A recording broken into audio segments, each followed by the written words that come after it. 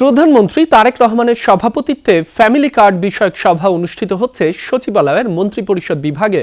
দুপুর 12টার পর সভা শুরু হয়, যেখানে যোগ দেন অর্থমন্ত্রী, সমাজ কল্যাণ মন্ত্রী সহ বিভিন্ন মন্ত্রণালয়ের মন্ত্রী, প্রতিমন্ত্রী ও মন্ত্রিপরিষদ সচিবের সমন্বয়ে গঠিত 15 সদস্যের ফ্যামিলি কার্ড সংক্রান্ত কমিটি। সভায় ঈদের আগেই পরীক্ষামূলকভাবে ফ্যামিলি কার্ড উদ্বোধনের বিষয়ে আলোচনা হয়। New Zealand Dairy, excellence in quality.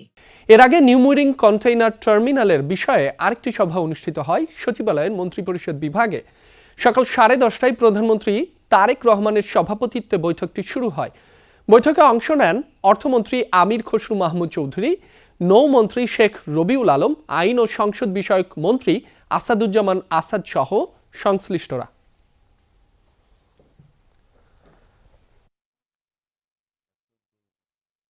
বেশ কয়েকটি বিষয়ে গুরুত্বপূর্ণ সভা করছেন প্রধানমন্ত্রী। সচিবালয়ে আছেন সহকর্মী আরিফিন শাকিল। আরো জানতে সরাসরি যাচ্ছি তার কাছে। আরিফিন, ফ্যামিলি কার্ডের বিষয়ে কোনো সিদ্ধান্ত কি জানা গেল আজ প্রধানমন্ত্রীর কার্যসূচিতে? আর কি কি আছে বিস্তারিত জানাবেন আমাদের। আরবি এখন পর্যন্ত আসলে আনুষ্ঠানিকভাবে কোনো কিছু জানা যায়নি, তবে নানান মাধ্যমে আমরা তথ্য পাচ্ছি যে 10 মার্চ থেকে মূলত শুরু হতে পারে ফ্যামিলি কার্ডের কার্যক্রম, এবং এরই মধ্যে 13টি উপজেলা 13টি ওয়ার্ডে সেই কার্যক্রম চলবে। যদি ছোট্ট করে আপনাকে সেই উপজেলার নামগুলো আমরা একটু বলি, এর মধ্যে ঢাকার বনানীতে করাইল বস্তি রয়েছে ঢাকার নবাবগঞ্জ, রয়েছে মেহেরপুরের পাংশা, রয়েছে চট্টগ্রামের পতেঙ্গা, ব্রাহ্মণবাড়িয়ার বাঞ্ছারামপুর, বান্দরবানের লামা, খুলনার খালিশপুর, ভোলার চরফ্যাশন, সুনামগঞ্জের দিরাই, কিশোরগঞ্জের ভৈরব, বগুড়া সদর, লালপুর নাটোরের, এবং ঠাকুরগাঁও এবং নবাবগঞ্জ, যেটি বলছিলাম মূলত এই 13টি উপজেলার 13টি ওয়ার্ডে এই পাইলট প্রকল্প হিসাবে এই ফ্যামিলি কার্ড বিতরণ কাজ শুরু হবে, যেটি বর্তমান সরকারের সবচেয়ে বেশি অগ্রাধিকার ভিত্তিতে চলছে।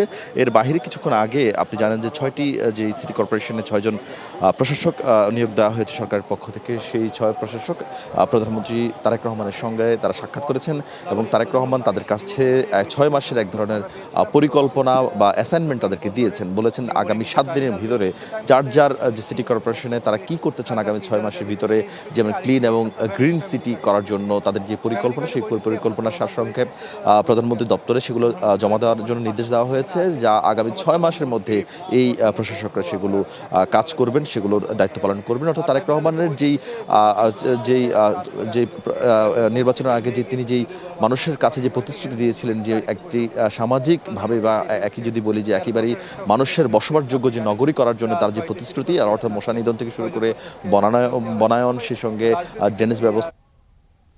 আরিফিন, আপনাকে ধন্যবাদ।